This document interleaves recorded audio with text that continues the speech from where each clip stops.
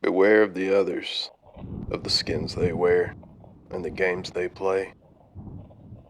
Let them in, and they will consume you from within, until nothing remains but an empty shell.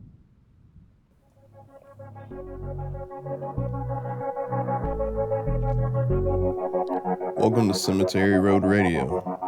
Tonight's stories, well, they ain't exactly ghost stories. No rattling chains, no woman in white standing at the edge of the tree line. What we got tonight is something quieter than that.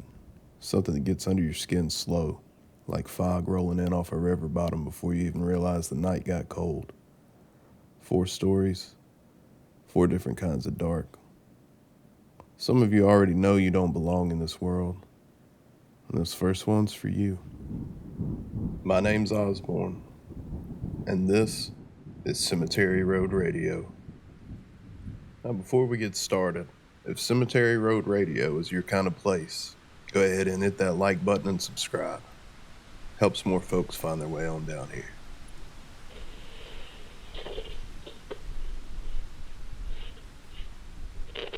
Story 1. Invitation to the Dark Trails. You don't belong here. You must have realized it by now. This world has no place for your kind. No magic, no mystery. Just endless social hierarchies and hollow structures pulling you in, spitting you back out with no real place for you. Your whole life spent chasing made-up goals, hoping that if you work just hard enough, you'll finally fit into a system that, deep down, you wish you could watch burn. You know it, don't you? No matter how hard you try, you'll always be a stranger here, watching this grinding machine turn and turn, never understanding what it's for, never understanding your part in it. There's no point weeping over it. Just do your best. Deal with the hand you were given. After all, this is the only world you've got. This is where you were wrong. There are others, many others. Worlds full of magic and wonder. Unknown lands shrouded in shadow and mist, where legends still rule and mystery hasn't been explained away. But they are far, far away, and there are no portals, no magic doors that lead there. There are only pathways, ancient, crumbling, unmarked, dark and full of danger, and long, so very long. They touch this world in places where eyes rarely look, where cameras haven't reached, hidden by shadows tucked into the forgotten corners of things.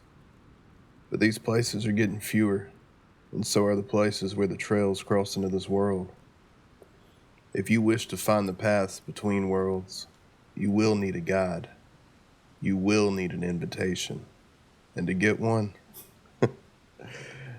you will need to give us your name. Your true name. Here's the first problem.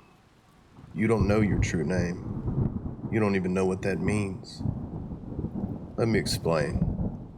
It's not what people call you. Your true name is a shape, a pattern that represents you, unique to you, like a signature, but more than that. In a way, it is you, like your face, yet like the face of someone who has never seen their own reflection. You're blind to it, and without it, we will never find you. So this is where you must start. Get yourself a pen, a marker, something that you can write anywhere and just scribble. Search your mind for patterns and shapes and write. Write on paper on walls where no one's looking, on doors and boxes and streets and alleys. Create patterns. Experiment. Some will feel right. Collect those. Combine them. Let them mutate. These patterns are the scattered pieces of your true name. But writing alone is not enough. Your true name is reflected in the world around you, fragmented and deformed, like looking into a shattered mirror, dirty and broken into a million pieces. Each shard catches something. Maybe a piece of you, maybe not. Search the world for patterns. Look for shapes in light and shadow on trees and stones, in the marks and stains of decay. Look everywhere. Try to identify those patterns that seem important somehow.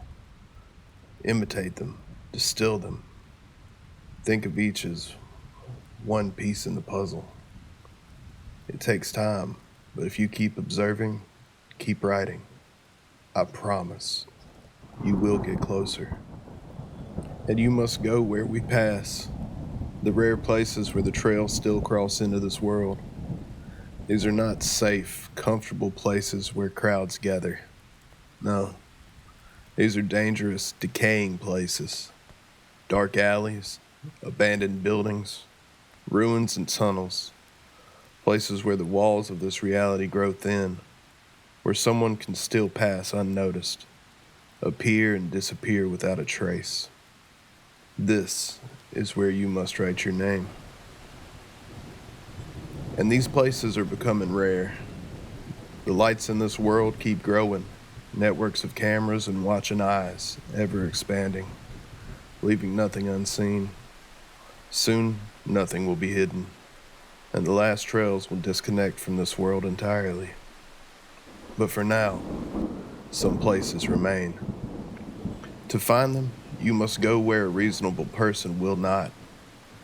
You will recognize these places through a sense of decay and desolation. Avoid anywhere with cameras and watchful eyes.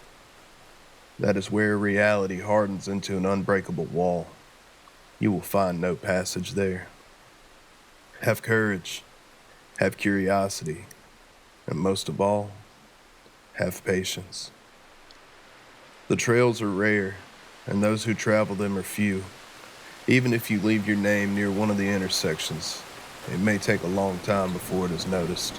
Scatter your writing in as many places as possible. Watch for other symbols that suggest someone else has passed this way.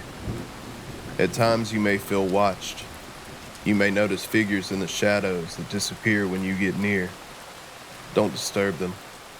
Those who dwell in such places are often dangerous, and those who walk the trails, even more so.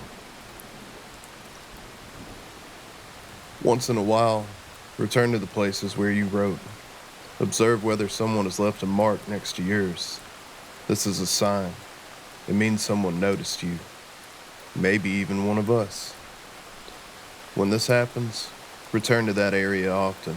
Scatter more marks. Look for replies. But don't get your hopes up. False signs are common, and we are few and scattered across vast distances.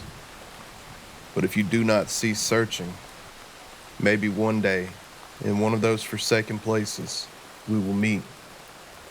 We will not run. We will not hide. We will approach slowly, cautiously, with gestures of peace, yet keeping our distance, never letting our guard down, as all approaches must be in places like these. And we will talk, exchanging stories of the places we have been and the marks we have left. We will recognize each other by the names we wrote on so many walls. I wish I could tell you more about the journey, about the dangers you'll face, about the trails and the worlds they lead to, about the others who walk them, about us. But this is all I can share. Too many will read this, too many who shouldn't know. There are two last things I can offer. The first is to beware.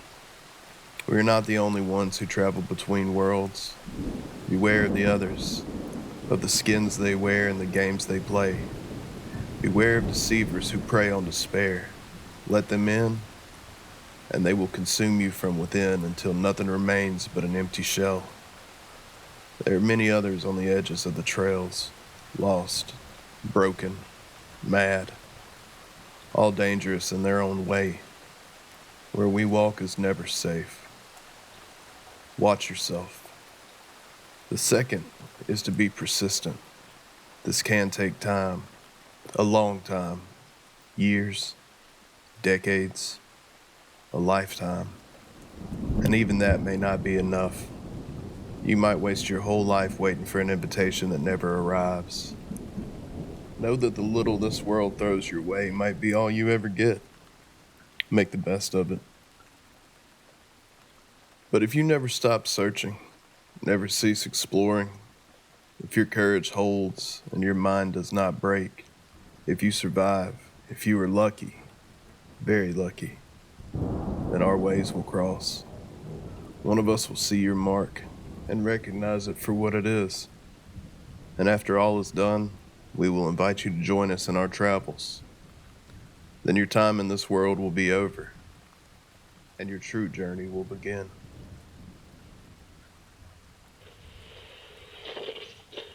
That's the first one. Now here's another. Story 2, Wolfman Creek. Now I know what you're thinking. Colorado ain't exactly the South. But let me tell you, whatever lives up in those mountains don't care where you're from. Evil's got no zip code. This story comes from a snowboarder, a man who knew those mountains like the back of his hand, thought he'd seen everything the backcountry had to offer. Well, he hadn't. Living in Colorado as an avid snowboarder, you'd think I had it made. Some of the best resorts on the planet practically in my backyard. Truth is, I couldn't stand those places. Overcrowded, overpriced, and about as fun as waiting in line at the DMV. I always preferred the smaller, off-the-radar ski areas, better value, thinner crowds, and terrain that actually makes you feel something. Of course, sometimes there's a reason certain places get left alone. It was the winter of 2011. Snowfall that season was pitiful across the board. Most resorts were sitting on less than 2 feet of base by December, which is just embarrassing. I was browsing snow reports one afternoon, feeling sorry for myself when something caught my eye. Wolf Creek. While everybody else was scraping by on 18 inches, Wolf Creek was sitting pretty on over 4 feet of snow, nearly twice what anyone else had. I leaned forward in my chair and looked again just to make sure I was reading it right. I was. The trail map on their website looked promising too. Small area, but split right down the middle. Northern half had your standard runs, southern half was something else entirely. More backcountry than resort, with just one chair and most of the runs requiring a serious hike to reach. The kind of place that weeds out the casual crowd real quick. I was sold. Called up my roommate Dalton first. No way, he said, flat out. Didn't even let me finish. Well, why not? You want to go have fun with the Wolfman? Be my guest. All right, quit trying to scare me and tell me why you actually won't go. He got quiet for a second. Then, my buddy went up there a few years back. Swore he saw some massive black creature moving through the trees off one of the runs. Dalton, that's a bear. No, he said it wasn't a bear. Said it was something else. Hard to explain. Like what, a werewolf? I laughed. Not exactly. He just started calling it the Wolfman on account of where he was. Look, I'm not going, and that's final. So Dalton was out. I called my friends Spencer and Christian instead, and they said yes before I even finished the sentence. That Friday, I loaded up my truck, grabbed the boys, and headed south. Wolf Creek sits about 4 hours from where I lived. No major towns nearby, tucked off of a highway, in a stretch of country that feels like it's trying to forget it exists. A little unnerving, but nothing unusual for that type of place. We got our lift tickets and spent the first couple of hours on the northern half, knocking out runs, enjoying the thin crowds. At some point I split off from Spencer and Christian to mess around on a shorter blue run called Kai. Undulating little thing, full of dips and rolls that if you hit just right gave you some decent air. I was having a good time until I landed a jump and noticed the snow near the tree line looked wrong. Pink. Getting darker as it moved into the trees. I edged closer and found what was left of a rabbit, scattered across several feet of snow, just inside the tree line. Messy. Real messy. But here's what got under my skin. All the meat was still there. Whatever did this didn't do it for food. It just destroyed that animal for the sake of destroying it. I told myself it was a fox, maybe rabid. I kept moving. I didn't mention it to Spencer or Christian when we met back up. What was I supposed to say? After working the northern half pretty well, we decided to push into the southern side.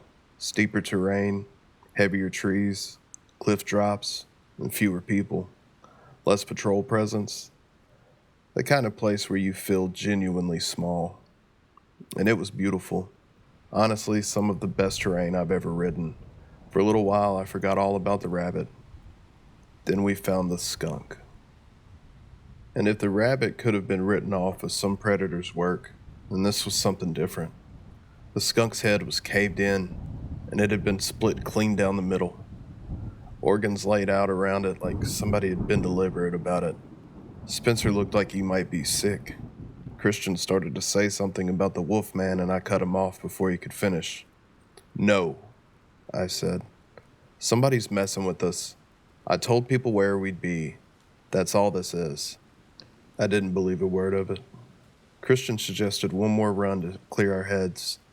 Horseshoe Bowl, one of the most remote spots on the mountain. 45-minute hike from the chair. Spencer and I went along with it.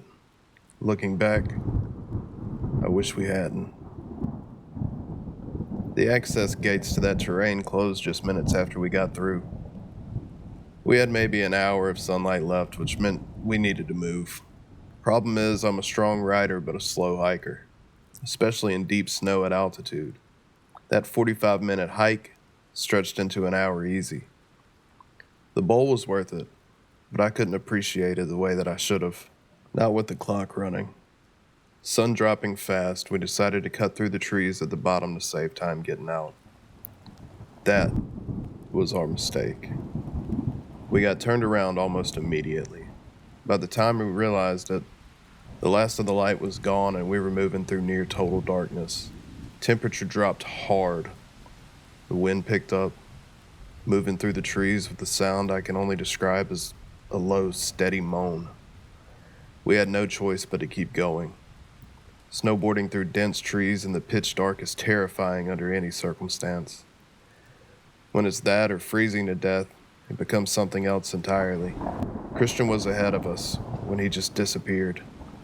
Then, he screamed. It was the kind of scream that reaches inside of you and grabs hold of something. Spencer and I pushed through and found him at the base of a cliff he'd gone off in the dark. Legs snapped clean. The fall explained the scream. What I saw next explained why he kept screaming. A deer, hung from a branch above us, completely skinned. Its entrails removed and arranged in a neat line at the base of the cliff. Blood smeared across the rock face in patterns I couldn't make out in the dark. Didn't get long to look anyway, because the saplings nearby started shaking. We got Christian quiet as fast as we could. Whatever was out there, we couldn't give it our location. The rustling moved around us, then stopped. Just a squirrel. I almost laughed. Then the snow started crunching. Heavy. Deliberate. Slow. We unstrapped our boards and tried to move, carrying Christian between us, pushing as fast as we could through the deep snow. The crunching behind us kept pace, then it started gaining. I felt the breath on the back of my neck before I felt the impact. Something massive shoved between me and Christian and threw me sideways into the snow. The darkness kept me from seeing it clearly. I can tell you, it was enormous, 10 feet at least. Shaped something like a person, but wrong in ways that are hard to put into words. Like something that learned what a person looked like from a description and got most of it right. I packed a snowball and threw it at the thing's head. I know, not my finest moment. It turned and looked at me, and it grinned. I watched my own reflection shrink in its eyes as it moved closer. I could smell its breath. I started backing up slowly, and that set it off. It let out something between a cackle and a roar and came at me. And the last thing I saw was its teeth, and then its hand filling up my whole field of vision. I woke up in a hospital bed. The doctors told me ski patrol had heard me screaming from the mountain and found me alone at the bottom of a cliff. Fractured skull, deep lacerations across my abdomen. I just came out of reconstructive surgery. I asked about Spencer and Christian. Ski patrol only found you, the doctor said. There were no signs of anyone else in the area. I asked about the deer, the blood on the cliff, the thing in the trees. Delusions are a common side effect of anesthesia, he said, and left the room. I still carry the surgery scars on my forehead. Still have 3 diagonal cuts across my stomach that nobody ever explained to me. Spencer and Christian haven't been heard from since. Searches of that area turned up nothing. I don't know what the Wolfman is. I don't know if it's still up there in those trees above Wolf Creek, moving through the darkness between the runs after the lift shut down and the last headlights leave the parking lot. But I think it is, and I think it's patient. So wherever you find yourself, mountain, trail, tree line, hollow, pay attention to what's around you, because something might already be paying attention to you. If you're still with me, and I hope you are, go ahead and hit that like and subscribe button if you haven't already. It means the world, and it keeps the stories coming. Next one comes out of Alabama, and this one gets under your skin in a different kind of way. Story 3, Anansi's Goatman story. Some things you can't explain away. Some things don't care whether you believe in them or not. This next story comes from a man who grew up in Chicago, spent a summer down in Huntsville, Alabama on his uncle's land. Big spread of property, deep in the trees. The kind of place that feels different at night than it does during the day. He didn't know what the Goatman was when all this happened, and wishes he still didn't. My family owns a big stretch of land down in Huntsville, Alabama. Farming country mostly. My uncle keeps a main house and a handful of trailers out in the woods for hunting and camping. That summer, my cousin suggested we all head out there for a few days. I was 16, a city kid from Chicago, and they never missed a chance to remind me of it. We collected food, killed a pig and some chickens, packed what we needed and drove out. The moment we got to the camp, something felt off. Hard to put your finger on it. The air had this electric smell, like right before a storm rolls in. That sharp, clean smell of ozone. We brushed it off and went down to a little creek to swim for a few hours. That's when an older white man came from out of the tree line with a shotgun in the crook of his arm. Had a teenage boy beside him. He was friendly enough. Knew my uncle. Said hello. Asked what we were doing this far back in the woods. When we explained, he nodded, but told us to stick together. Said there was a big animal somewhere out in the trees. His son, Tanner, asked if he could stay and hang around with us. His father said sure. So we spent the afternoon playing football. Just a group of kids, 5 girls, 6 boys, all around 15 to 17. Dicking the day away the way you do when you're young and the sun is still up. Around 7 o'clock, Tanner decided he wanted to go back to his family's property and ask his dad if he could come camp out with us for the night. My cousin Rooster said he'd go with him since it was getting dark. One of the girls tagged along too. The rest of us stayed at the camp, made s'mores, and stoked the fire. About 30 or 40 minutes later, that ozone smell came back, but stronger this time, and layered underneath it something else. A coppery, metallic smell, like the back of your throat after a nosebleed. We searched the trailers thinking something electrical had gone wrong. There was nothing. Everything was off, but the smell just sat there in the air, not moving. Then we heard running. Rooster, Tanner, and the girl came crashing into the clearing and didn't even slow down. Ran straight past the fire and into the trailer. We all piled in after him. Rooster was crying. Tanner's eyes were red and swollen and his pants were dirty. The girl just stared out the window without saying a word. Once they caught their breath, they told us what happened. They made it to Tanner's house without any trouble. His dad said sure, he could camp, and suggested they take one of the hunting rifles just in case. Tanner said they'd be fine and they headed back. Halfway through the woods, they started hearing things in the trees. It was almost pitch black by then. At first, they weren't sure what they were hearing. Then the girl caught something in the beam of her flashlight. A figure standing off in a little hollow, just inside the tree line. They shouted at him, told him he was scaring them. That's when Rooster realized the figure was facing away from him. They kept walking, faster now.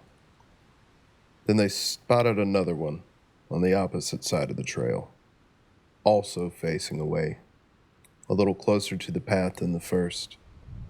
That's when the smell hit them, that copper and ozone, and then a sound, low gibbering, coming from both sides of the woods at once. They ran, and as they ran, the girl caught a glimpse of something in her flashlight, a shape jerking itself through the trees alongside them, keeping pace. The gibbering got louder and louder. When they could finally see the glow of our campfire, something came out of the woods onto the trail behind them, maybe 40 yards back. They didn't look. They just ran. We tried to convince ourselves it was just somebody out in the woods trying to spook us. My cousin Junior started going on about something he'd heard from a native kid at school, something called the Goatman. We told him to shut up. Last thing we needed was that kind of talk. But he kept at it anyway. Said the Goatman could shapeshift, that it got in among groups of people and terrorized them from the inside, that it was bad luck to even talk about it, and worse luck to see it. Then, just like that, the smell was gone. Not faded, gone. Like someone flipped a switch. We stayed in the trailers for another hour or so. Eventually enough of us had calmed down that we went back outside and got the fire going again. Decided it must have been somebody messing with us. If we left now, whoever it was might chase us through the woods. Better to just stay put. Nothing else happened that night. We stayed a second night. For most of it, things were fine.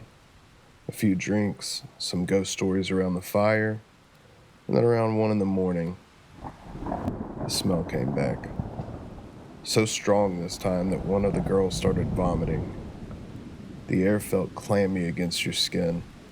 I said we needed to get inside, and that we should have left that morning. We all went into one of the trailers and crowded together. My cousin kept going on and on about the Goatman. Brewster kept trying to shut him up. I just sat there with this feeling I couldn't shake, that something was wrong, and I couldn't figure out what. Eventually we got hungry, and I cooked up some brats on the stove. 3 packs of 4, 12 brats. I handed them out and got mine. A while later, one of my cousins got up and went to get another one. Started grumbling that I'd taken 2. I told him everybody only got 1. 12 brats, 12 people. That's the math. That's when the girl, the one who'd been out with Rooster and Tanner, started screaming. "Oh, Lord! Oh, Jesus! Get it out!" She was crying and shaking, and then it hit the rest of us at the same time. Me and my cousin looked at each other. I ran outside and she ran out behind me. We stood in the dark and I started counting. 11. There had been 12 of us in that trailer, and since none of us really knew each other well, nobody had even noticed. Something had been sitting in there with us, eating with us, for at least a day. I couldn't figure out who it was, because I don't think any of us had ever directly spoken to it. The girl told us that right before she screamed, the person sitting next to her grabbed her leg, hard, then leaned in close and said something she couldn't understand. We went back in with sticks and searched the trailer. Nothing. Counted again. 11. We locked the door and sat together the rest of the night. I fell asleep at some point. When I woke up, half the group was already packing. Some wanted to leave right then. Others wanted to wait for full daylight. We ended up splitting. A few left early. The rest of us stayed to lock up since I had my uncle's keys. Tanner left to go get a rifle from his place and said he'd be back. By late afternoon, he still hadn't returned. 7 of us left, getting more anxious by the minute. And one of my cousins said the girl, Kira, the one it had touched, was standing outside by the fire pit. We looked out the window. Sure enough, there she was, with her back to us. I got a bad feeling in my gut immediately.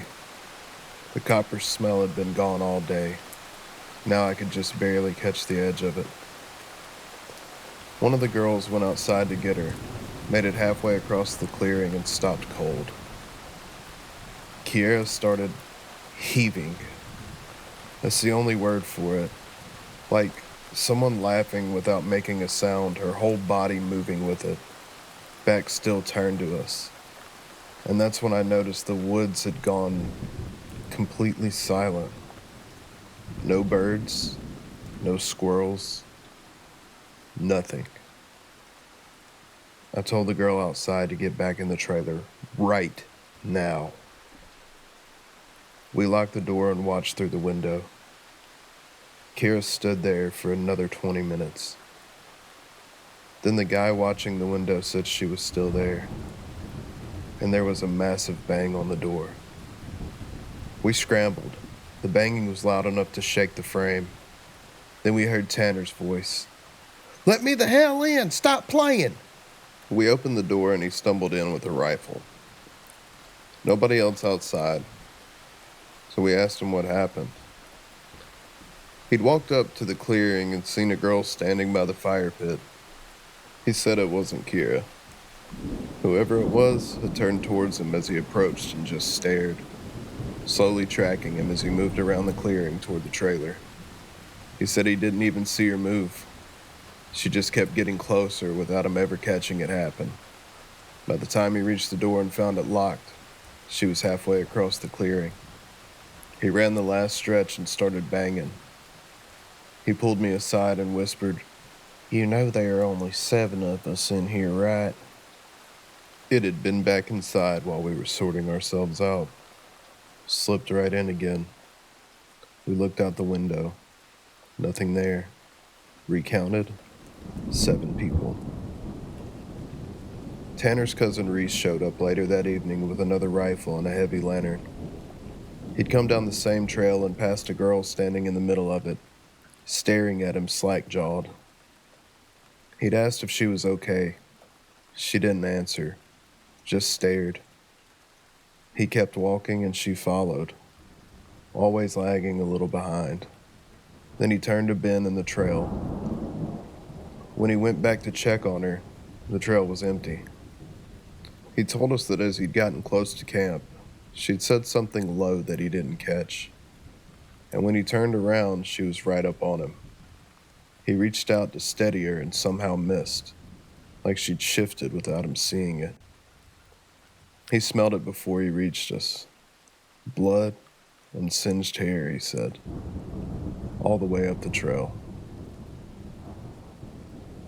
Around 11 that night, the smell turned into something worse. Cooked blood and burnt hair, thick enough to gag on. Reese and Tanner grabbed their rifles. There was a knock at the door. Half knock, half claw. And then a voice.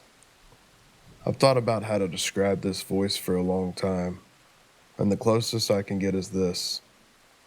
You know how some people teach their dogs or cats to kind of like mimic words? That stilted, wrong cadence approximation of human speech. It sounded like that, except it wasn't funny. It said, Let me the hell in. Stop lying. the exact same words Tanner had said at the door hours earlier. Except there was no rhythm to it, no cadence. Every person has a natural rhythm when they speak, no matter the language. This had none. It was the shape of language without the life inside it. It kept at it for almost 15 minutes, saying that phrase or pieces of it over and over. Then the smell faded for a while. For the next hour, you could hear something circling the trailer through the trees. Every few minutes, it came back to the door and said something. Finally, around 2 in the morning, Reese had enough. He opened the door, walked out with his rifle, and fired a shot into the air. "In the name of Jesus Christ," he said, "go away." He fired twice more into the tree line across the creek. And then, from deep in the trees, it started screaming. I've never heard anything like it before or since. Like a woman and a cat screaming together from inside a bag. Reese said something came out of the brush, low to the ground, crawling toward the cabin. He fired at it and backed into the trailer. That screaming went on for 2 hours. Eventually it stopped. Most of us fell asleep out of pure exhaustion. But Tanner stayed up, sat in a chair by the door with his rifle across his lap. He told me what he saw 2 days later, after we were all back home. He'd been nodding off when he saw someone come out of the bathroom and lie down in the middle of the floor. He counted us. 9. He didn't shoot, didn't wake anyone up, too afraid of what might happen if it felt cornered, so he just sat there, pretending to sleep, watching it. He said sometimes it would stand up and do this strange jittering motion, like it was laughing. Then it would lie back down. When the sun came up, we ate breakfast, packed our things, and walked out. Tanner stayed last to lock up, told us to start walking and he'd catch up. He caught up to us on the trail. We jogged the rest of the way to his house, and his cousins drove us home. Tanner told me later that when he'd gone back to lock the trailer, the bathroom window was open. No screen. He figured it had been using the window all along, getting in, getting among us, and waiting. He said that on the walk back to his house, it had walked with us the whole way, stayed at the back of the group. And right at the edge of the woods, where the trees ended and the yard began, it stopped, looked Tanner dead in his eyes, and walked back into the dark.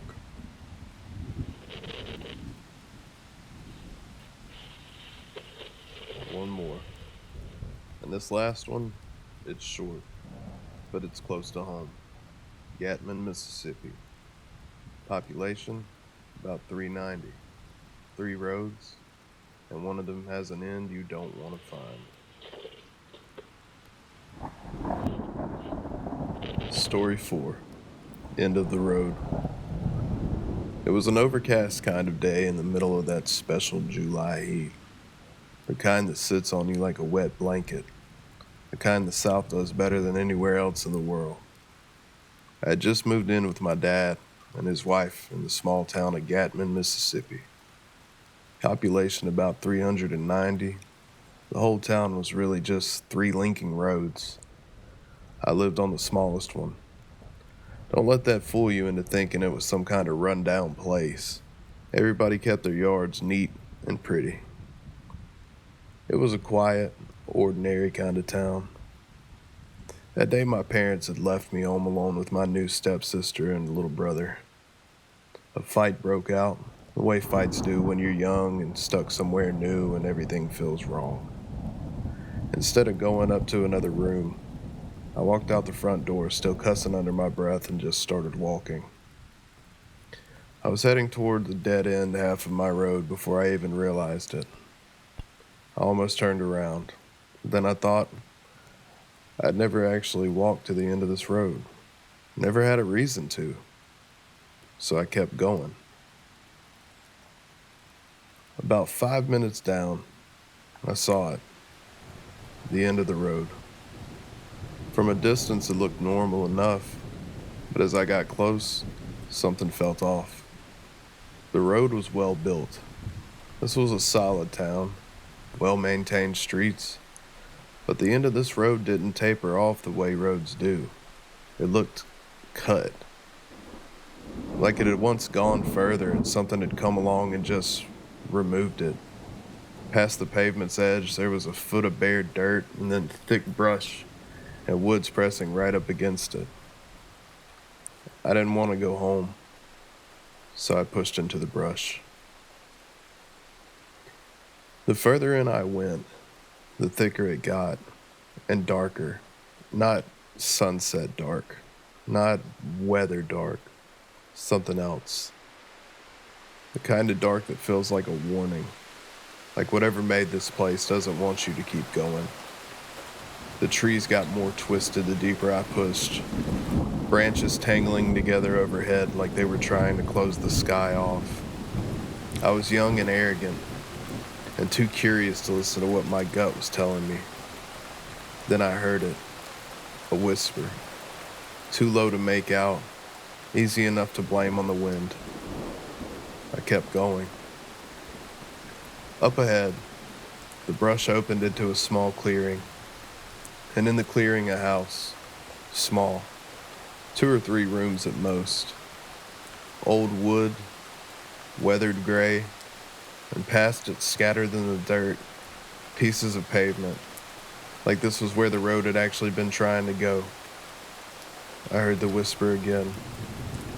Closer now, a young woman's voice, just barely audible. Turn back. This is where hell starts and life ends. I should have turned back. Instead, I walked up to the house and put my hand on the door frame. The second I touched it, a scream went off inside my head. Not outside me, inside. I jumped back, stood there in the clearing, breathing hard, staring at the door. Then I grabbed the knob anyway. Cold iron, even in the July heat. I felt a chill move through my whole body when I touched it. I turned it. The door opened heavy and slow. When I stepped inside, my stomach lurched. The feeling hit me like a wave. Wrong, wrong, wrong. Every instinct I had firing at once. I would have been sick if I had eaten anything that morning. At the far end of the room, written on the wall in something dark and faded, were words. I had to get close to read them. I used my phone screen for light. This is what it said. This is where hell starts and where life ends. If you're reading this, please heed my warning. He will never die. He was made to punish and torment all who find this gateway. Please, you don't have much time. He knows you're here. He's coming. That's where the writing became too faded to read. And in that moment, I understood what I was looking at. That dark, faded color. The way it had dried and cracked on the wall. Someone had written that in their own blood. I turned and ran. As I reached the door, something banged hard from another room inside the house. I don't remember much after that. The next clear thing I can recall is being back at the end of my road. Pavement under my feet, sunlight, and I went home. When I walked in, my dad looked at me and went pale. Couldn't get a full sentence out, just said, "Mirror." I went to the bathroom and looked. Written on my forehead in faded blood were 3 words: "See you soon." I washed it off, cried for an hour, must have fallen asleep in the bathtub because I woke up in cold water in the dark, got up and went to my room. And that's when I heard it. A whisper. Same voice as before. It's too late. He knows your scent. He will find you.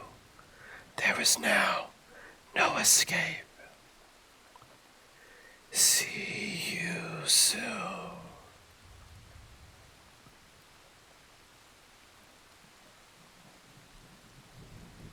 I looked into that house afterward.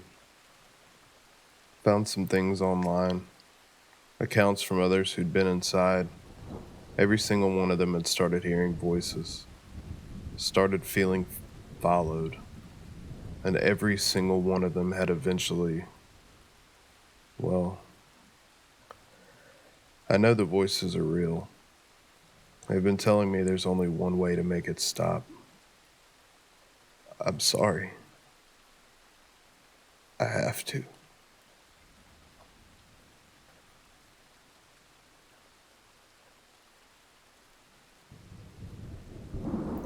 If these stories found you tonight, if they followed you into the dark the way they're supposed to, share this video, hit that like button, and subscribe to Cemetery Road Radio so you never miss what comes next. And if you've got a true story of your own, leave it down in the comments. Maybe it'll end up here on Cemetery Road Radio. But lock your doors, keep the lights on, and I'll see y'all next time.